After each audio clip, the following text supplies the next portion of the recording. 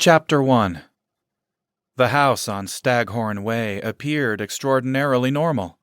The stark white shutters wore a fresh coat of paint, and Colin Hart's polished shoes made hollow, hoof-like sounds on the sturdy, renovated porch. Unlike his typical business engagements, this particular house refused to breathe. Instead, it stayed entirely still, as if the bones that held its 2 floors, 5 rooms, and single occupier had gone brittle the moment an exorcist arrived. Well, not an exorcist exactly. A specialist, maybe. Someone used to the way a house wheezed and bent, watched and wondered. Someone who knocked precisely 4 times and adjusted the high collar on his tweed coat, clutching a briefcase in leather-clad fingers. Someone who knew how to strike a smile as the door floated open, even when ice dropped like an anchor into his stomach. "Bishop, I assume? Bishop Martinez?"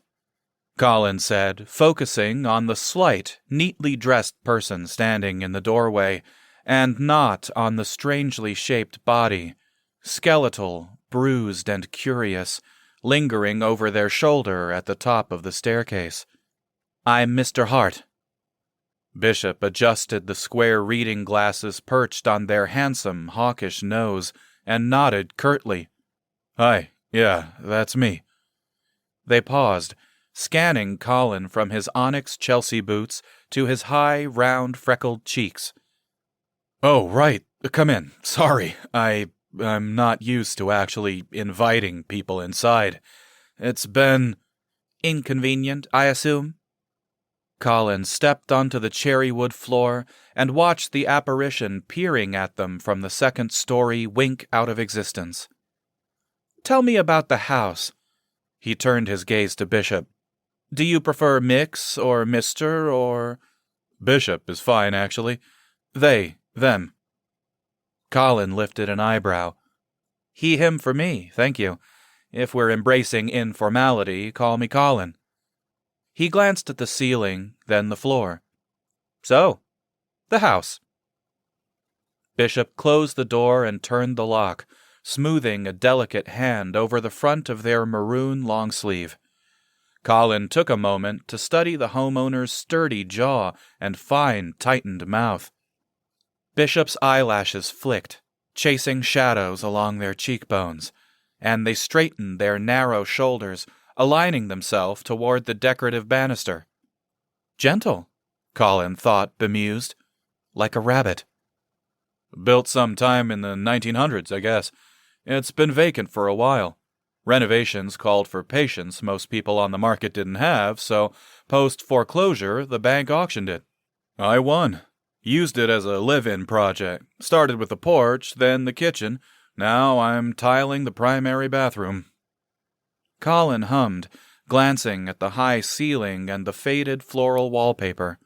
Still, the house refused to take a breath. "And the peculiarities?" Bishop wrung their hands. Their slender throat worked around a swallow. "I started losing track of my tools after the first 2 weeks, I guess. Found a socket wrench in the freezer on a Tuesday morning. Nail gun in the dishwasher. Gardening shears balanced upright on the blades. Noticed the drawers in an old dresser turned upside down. Things got progressively worse after that." "Your email mentioned noises?" Colin traced the tall white baseboards, new, certainly, and the blue tape surrounding 1, 2, 3 archways in the hall. Bishop walked and Colin followed, listening and cataloging as they spoke. "Voices sometimes. Disembodied voices is the proper term, I guess. My name," they pointed upward, "called from the 2nd story. Pacing in the rooms upstairs when I'm downstairs. Footsteps downstairs, usually in the kitchen when I'm upstairs. I close more doors than I open," they said, and paused in front of a peeking closet, grasping the knob and pushing until it clicked shut. "It wasn't a big deal at first, you know.